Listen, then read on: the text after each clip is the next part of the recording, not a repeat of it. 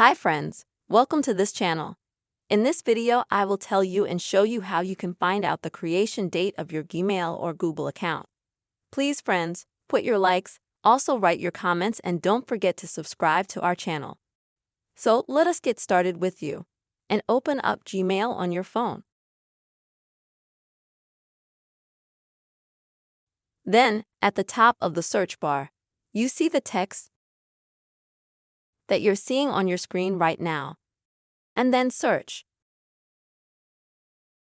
So now scroll down to the very bottom. And this is where you'll see the very first email. Go to that. And this very first email will be the one that Gmail or Google sent you. And you'll be able to see the date right here when that email was sent to you. So you can find out the approximate date that your account was created. Friends, this is the simple way you can find out the date of creation of your account in either Google or Gmail.